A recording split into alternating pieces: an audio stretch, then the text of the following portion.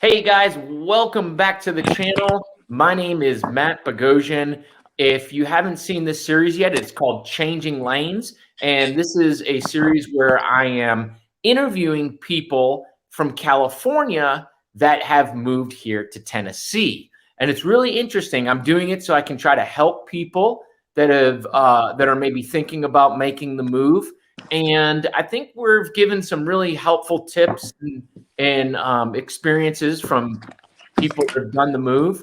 So in today's episode, my guest's name is Purba, and she moved here from Southern California, and she moved to a small town in Middle Tennessee called Watertown. And Watertown is absolutely beautiful. It's just east of Nashville. So I'm going to be asking her about that as well. So let's go ahead and bring her on. Hey, all right, there you are. Hello. How are you doing? I'm doing good. That's good. That's good. Yeah, Purba and I have been playing a little bit of not phone tag, but I guess Zoom tag here, trying to get this worked out. So, so you said you moved here from Southern California. What was the town you moved from? So we lived up, we'd call as like the high desert. So it's 40 miles north of proper Los Angeles in a pretty good, decent sized town called Santa Clarita. Okay. And yeah, it is, I would say ballpark 600,000 to 700,000 population. So it's a fairly good town. Did you work in Los Angeles? Yeah. So the way our family dynamics is, I work for a big pharma company. So no shade over here. It's basically in Santa Monica, which is 30 miles south. I had to commute every day. And people who are from Los Angeles or California will understand the pain of driving just 30 miles would take 2 hours to get to work, 2 hours back. And yeah, and that was pretty much draining emotionally, physically, psychologically. And I do not blame road rages happening there because I had a few emotions myself down the years, but I did work there. I worked in LA for 20 years. And a couple of years ago during the COVID, when, the whole dynamic changed, work, how you can work from home.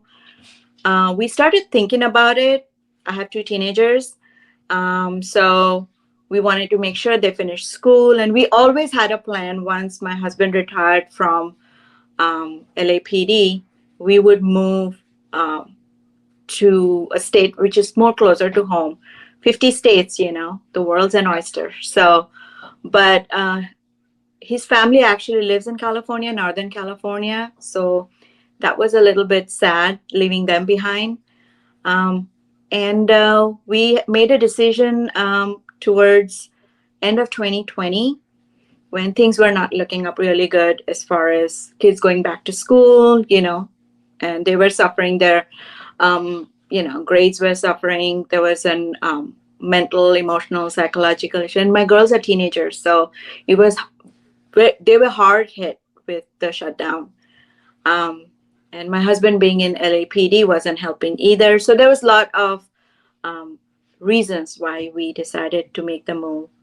It sounds just, I don't think anyone's mentioned that yet in these interviews about their kids. Yes. And so I have a 7 and an 11-year-old, and yes. we went through that for a little bit, but then it kind of went back to normal quickly. Yeah. So how long were they out of school? An entire year. Wow. And you have to understand, it all depends on what stage of, schooling they're in. My second born, my 14-year-old now, she did not even have, so in California, it's a little bit different here in Tennessee. You go to middle school at 7th grade. So they have a graduation from, elementary school to middle school. And it's a big deal. They're graduating from one stage of their life, going to the next stage. And she didn't have that. They didn't have that whole graduation ceremony that my older daughter had. And so, they had to do it like 10 kids at a time. It was something that I think impacted her more because she's more of a social person. And California, one thing that also impacted us was how the government is kind of, work it. Honestly, if you ask me, I didn't care for how the country, state was run. But when it hit home really close with, the kids, we were told that the kids could not go back to in-person learning unless they show proof of vaccination. Yeah. And I work in a pharma company. So, I really know, and I'm not going to speak for other parents. Every parent makes a decision based on what is best for their kids. As a medical person, as a person who's been in R&D in big pharma industry for years, I knew there were some concerns I had, especially with kids getting the vaccine. And I wanted to hold off as long as I could. But when we found out that there was a potential that this would be a statewide mandate that the kids have to have the vaccines or else they cannot do in-person schooling, my choices were either homeschool them, which I couldn't because I work full-time. I have a very aggressive work schedule, and my husband being in the force, he basically could not be one of those stay at home and work with the kids. So our only option was to find a place where these mandates were not there, Yeah. And that was the primary reason why my husband actually had to take early retirement from LAPD. And we made a decision, and I'm very lucky to be able to still keep my California job. I'm in a position where, I wouldn't say I'm indispensable. No one is indispensable, but the company realized that, I'm a person to retain the talent. So when I approached them, I said, moving states, can I keep my job and convert it into remote? And they said, absolutely. Wow. And you're so lucky because now you've got your same job that you had in essentially LA, and you're in Watertown, Tennessee. Yes. So one thing I would say for people who are planning to move, especially who have got double income, there are two jobs that they need to figure out. Kids in school, what time they need to do it.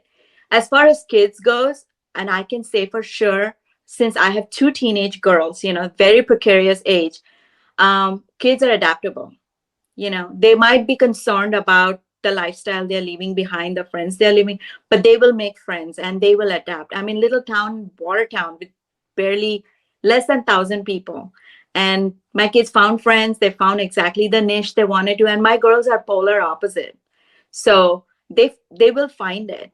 But we need to make sure that we are not making an emotional decision and then later down the years, we are regretting it because financially we did not,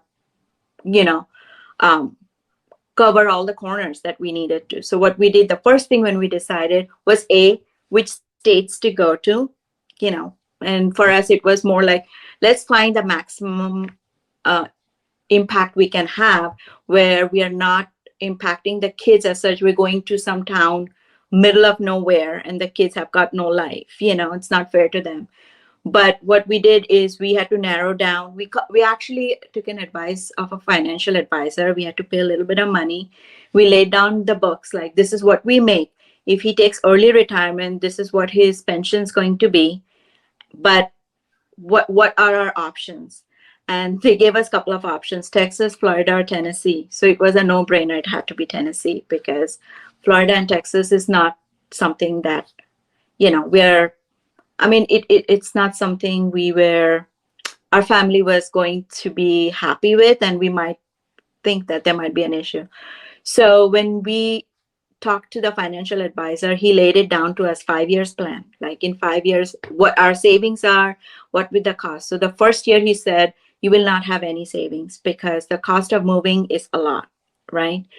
He said, second, third, fourth year on, you will start seeing savings. And the way he worked out savings, even with my husband's retirement and me keeping the job that I got, the amount of money we'll be saving just by not paying a state income tax would probably be able to pay a tuition for one of my child's college education. Wow. So my older daughter has 2 more years in high school. So we have a 2 years head start, you know? So Yeah. the amount of money that we would go into paying a state tax, we just squirrel that away for her tuition.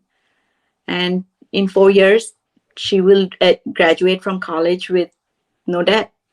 Yeah. Well, unless she gets into like Vanderbilt, right? I mean, you never know. Yeah, never know. But so that was one of the things. The second was, since my kind of job requires me to travel, we have to be close to an airport, a good airport. So the option was Knoxville or Nashville. And then the third option was good schools. Actually, that should be on the priority since your kids are in school, good school district. So, you know, we were able to, actually through Facebook, we were able to find 2 real good real estate agents, one based in Middle Tennessee and one East Tennessee. And they scoped out the school districts for us. So we had Davidson County, Williamson County, and Wilson County in middle. And then I forget the counties in East Tennessee. But these were the 3 good school districts. And so we said, okay, let's look around there. Next was the sale. We had a home in California. So selling that house, we wanted to, ideally, we would have loved to have 0 mortgage, but we decided that we will go for land if we can afford it. And so we were able to find, and for me, most important was to get out of the city, you know, and go to a small rural town.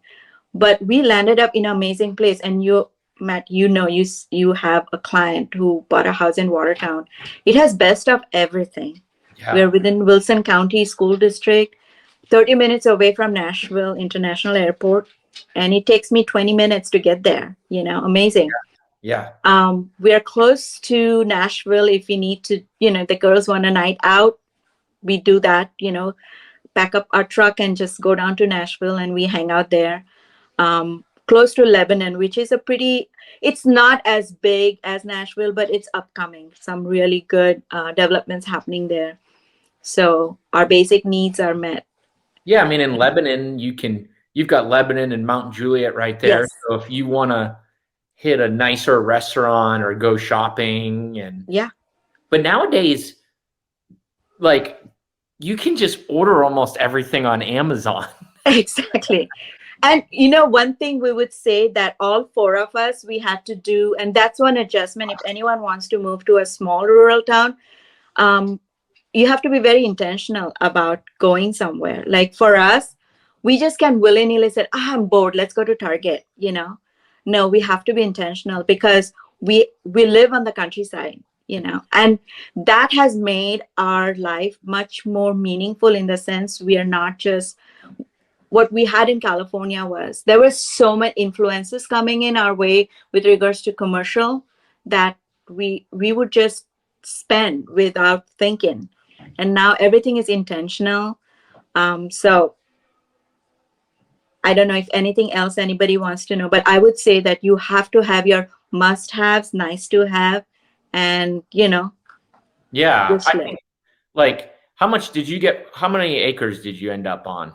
So we have 5.5 acres. So isn't it nice to like step out your front or your back door and see the trees blowing in the wind? Yes.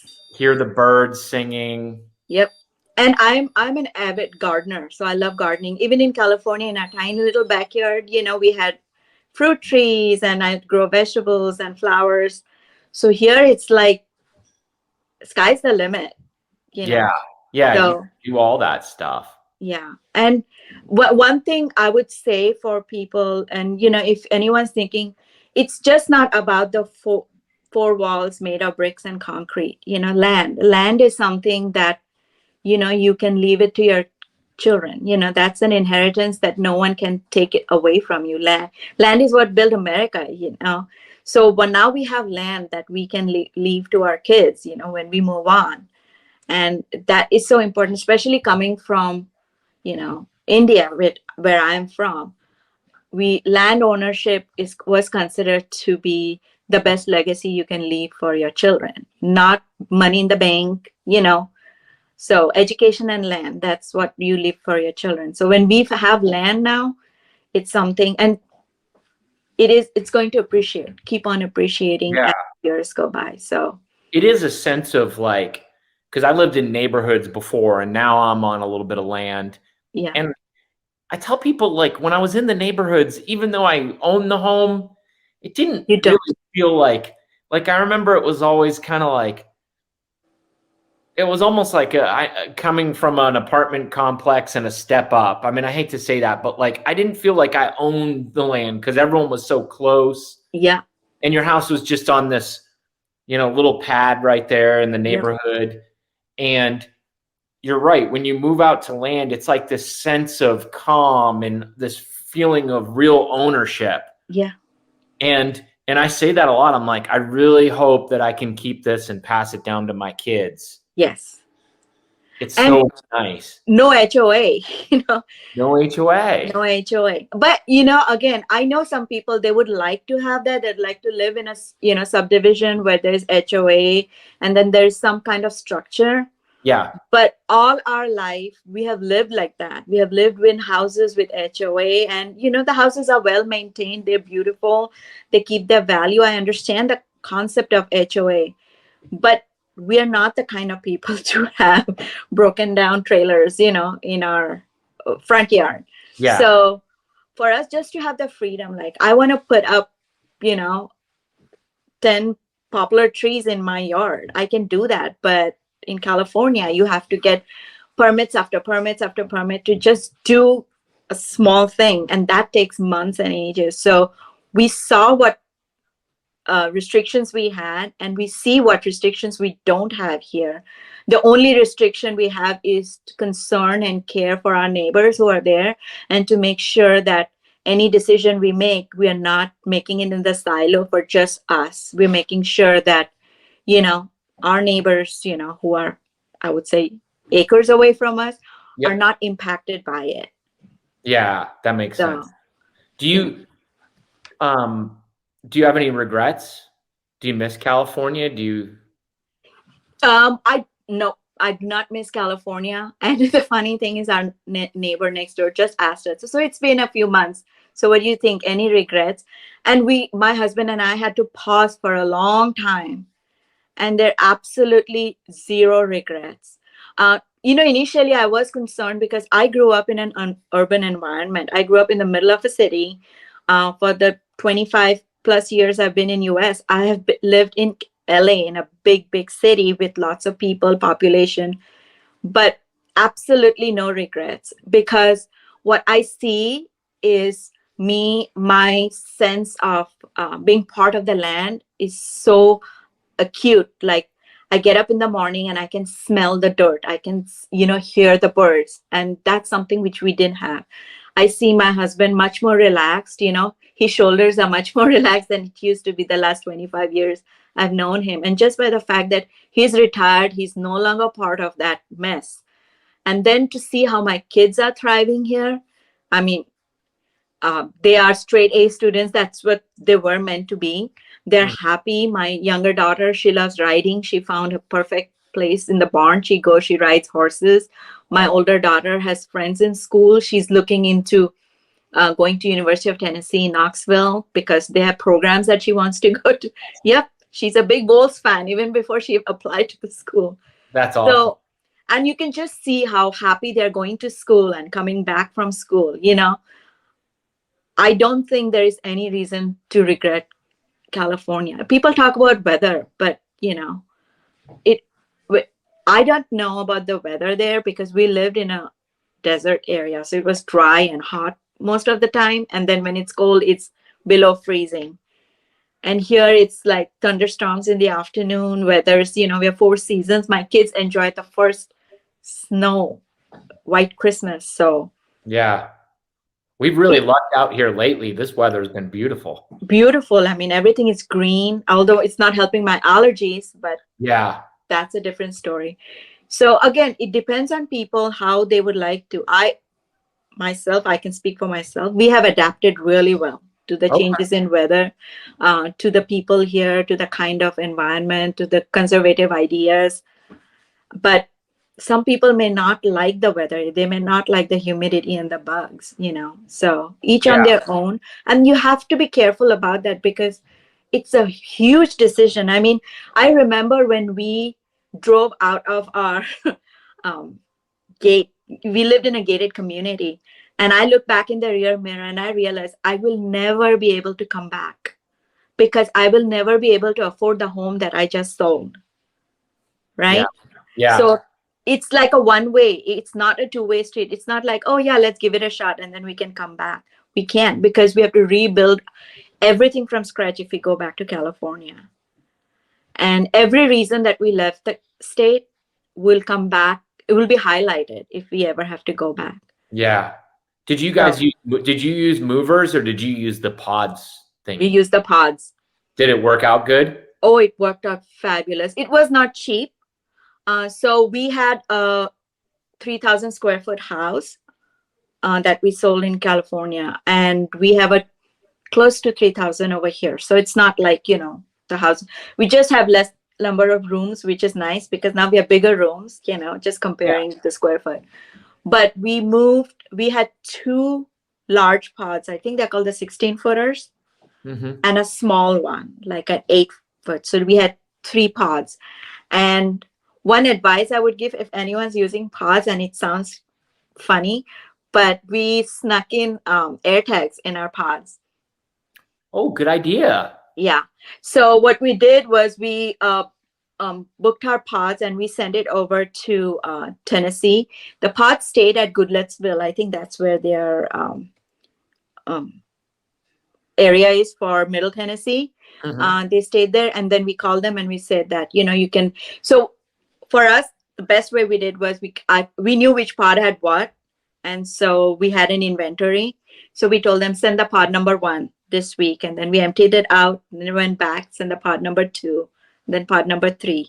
And it's really good that way because you can manage how much you can unload and, Wow, I didn't know they did that. That's pretty cool. Yeah. You're right, because they show up with their trucks and they've got that like forklift thing, right? Yes. And it brings it right to your garage, right to the front door. They'll drop it right at the door, and you have the keys and the padlock with you. You unlock it, you unload it, and then you call them a day back and said you can take that, and at the same time call them and say bring in the pod number 2. So you can arrange how you want the pods delivered, when you want them delivered.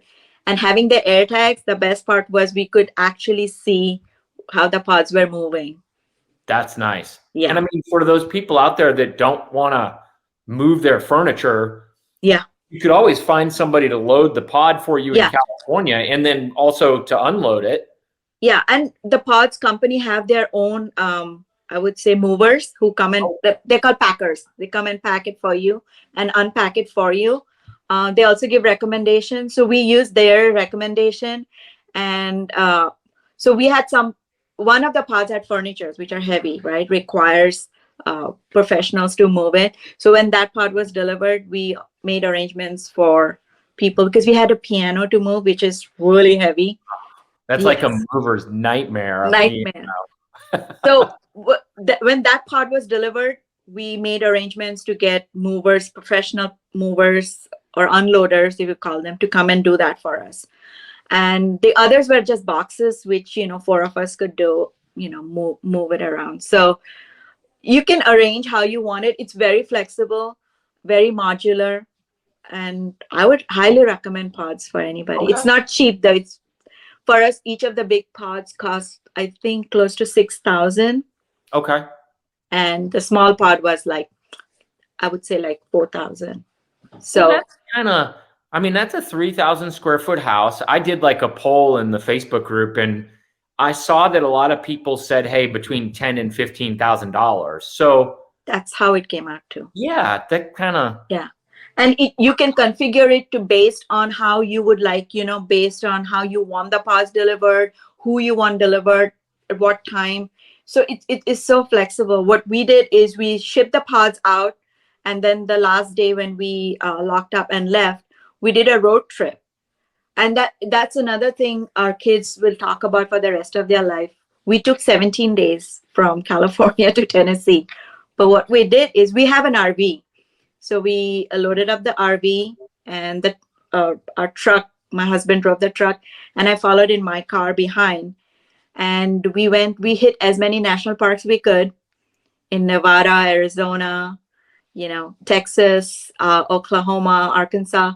So we hit as many national parks. We stayed there for a couple of days, so we were not exhausted. So even when we entered Tennessee, we didn't go make a straight home run. We stopped close to Memphis in one of the campgrounds, spent a night there. So next day morning, it was like a 35-minute drive. So when we arrived home, we were fresh. We were not tired. We were not exhausted because we have 3 dogs with us. So that was a lot of, lives to move. I love that. Megan, who I interviewed a couple interviews ago, said the same thing. I think it was Megan, and she said that it took longer than what they thought. Yeah. But then they just said, hey, that's fine. Let's just go and hit these places and have fun. Yeah. So that's huge because, I feel like it's so stressful to drive from California all the way to Tennessee. Yeah. And people do it in 3 days, which is fine. It is doable if you're going straight, and maybe one night here and there you stop. But we made a trip out of it, and my kids still talk about it. They call it the epic summer trip. They'll remember that for the rest. They remember that. We talk about it all the time. For all the national parks we went, because each national park is so unique. And my kids love that because we have a trailer so we can camp out.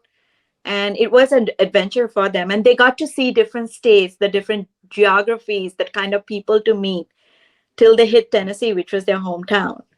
And I think that's going to stay a part of their memory. And that made the move for them easier because it wasn't like a cold turkey for them, straight from California to Tennessee.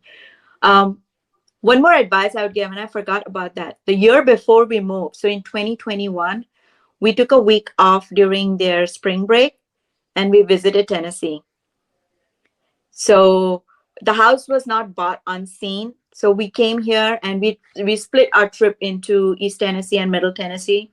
And then we went and looked at, properties in East Tennessee, and houses were flying off the market. Oh my God. We actually were in a bidding war on this house. It's nuts. I know, nuts. It was nuts. And we had one more person bidding on the house, and we paid more than what the house appraised for, and we were ready because we got the land, and it's a brand new home that was just built right before it went in the market. So we like the house, we like the area, we like the town, we like the uniqueness and of being just tucked away in the countryside, away from all the noise.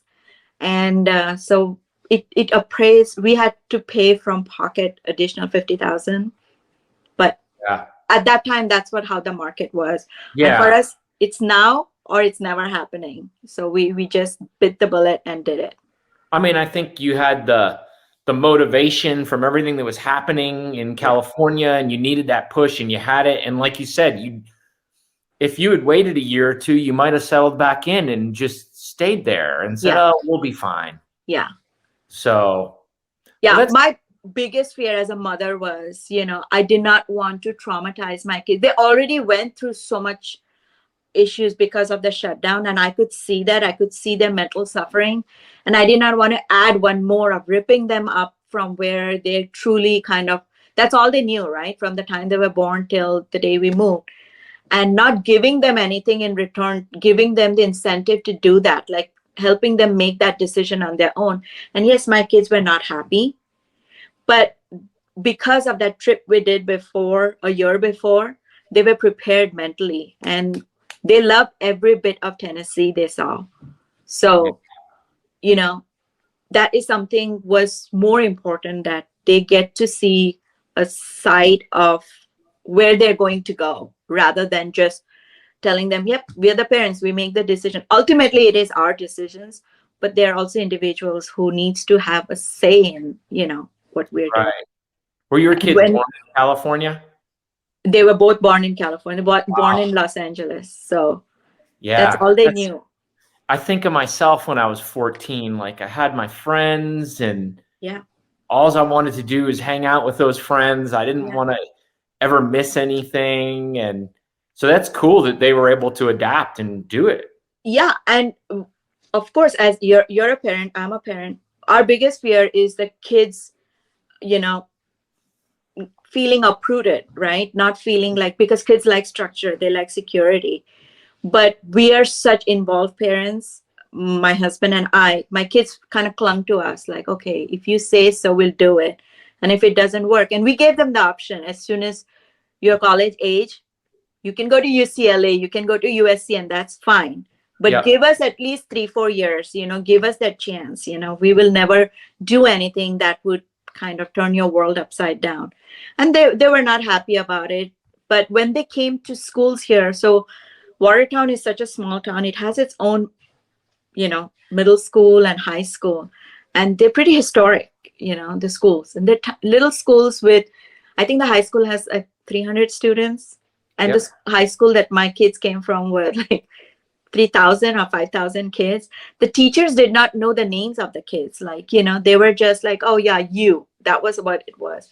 But here, as soon as they walk in, they were welcome. The teachers are involved.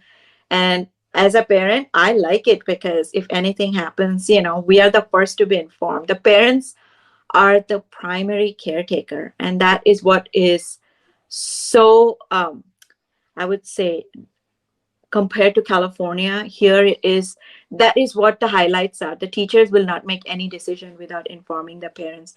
Medical professionals will not make any decisions without informing the parents.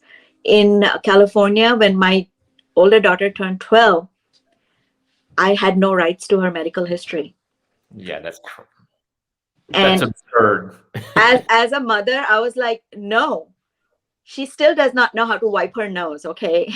You're Yeah. not going to tell me that I have no right to her medical history. And things are just getting worse there, like what I hear from the news.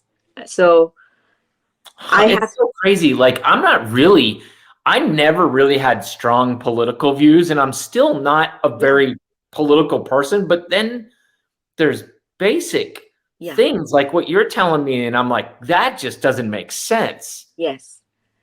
For me, it's like with the policies there, yes, people talk about it. It was mostly white noise for me. It's like, it's not coming at my doorstep.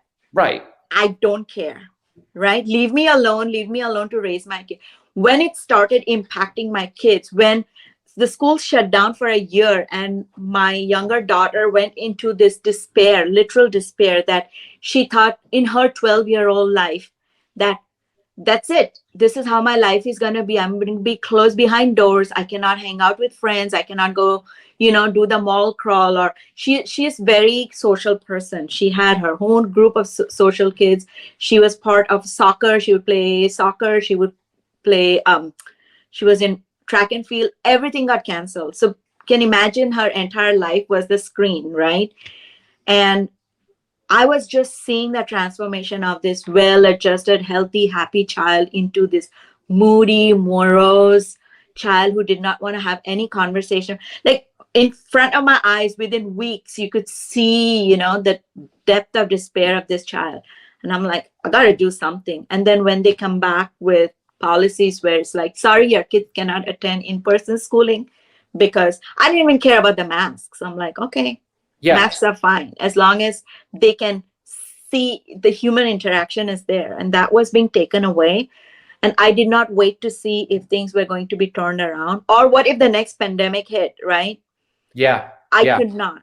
So for me, that's the point when I started paying attention to policies and politics. And I was like, this is not looking good. The people we elected does not seem to really listen to their people who actually put them in that position. Yeah. Now look, your daughter's like riding horses. You won't believe it, Matt. I mean, just to see how happy they are. They come home from school, first thing they do, and I'm still working, but they'll come back and there's that couch. They'll plop in there. Mom, do you know what happened at school? And blah, blah, blah, blah, blah. This happened. And then this kid came. I mean, I would not have that conversation with them. They would walk in, how was school? Okay. And they would just, I mean, 3,000 kids. I went to a very small school myself. Right. I went to University of Tennessee for college, so that was big. And I remember the feeling from the small to big it is. You go into that classroom and there's like a couple hundred kids. Yes. You could just not be there. The teacher has no idea. You could Yes. fall asleep in class. I mean, yeah, and they don't care, and they don't care. And my older daughter, and I'm not sure if you're aware of the 𝐸𝐻 program. no. So there is this 𝐸𝐻 program. I don't know if it's specific for California or is it Department of Education program, but it's called Gifted and Talented Exceptional Kids. So at 3rd grade, they get tested. It's a very kind of intense testing to see how a kid can be put into that category. So my older daughter tested, and every kid in 3rd grade gets tested for it. And then the parents get a letter whether the kids made it into that program or not, based on, how they performed in that test. And she had the highest score. Like, she's so naturally gifted and talented kid. And so I went back to the school and I said, okay, now she's in this program. So what do you do in this program to make sure that, her intelligence is tapped in the right way? And they came back to me and said, nothing. I said, is she going to be part of a special class? No, she's going to be part of regular kids. I said, why do you have this program? And why do you tell parents that your child is gifted? And then there is nothing else, because I know for kids, when they, you have to stimulate their mind based on the level of intelligence they have, right?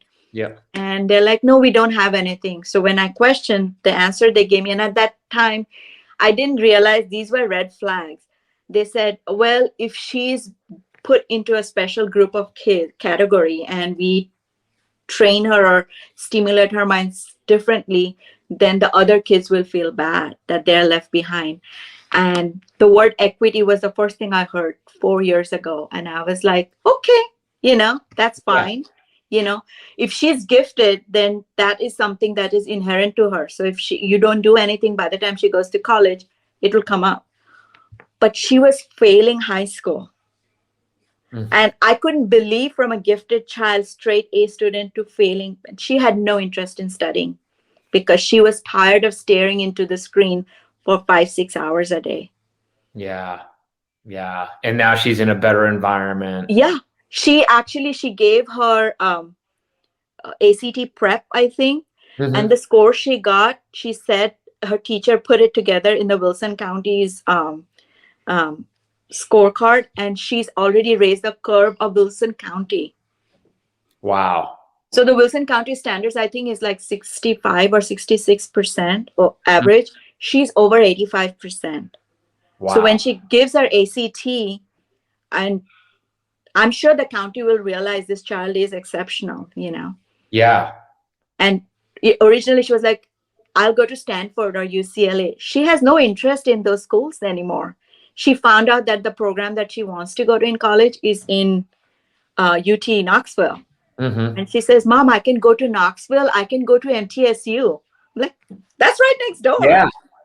My wife and I both went to University of Tennessee, and I graduated with an economics degree, and we loved it. I thought it was amazing. And I think it's only gotten better since we graduated.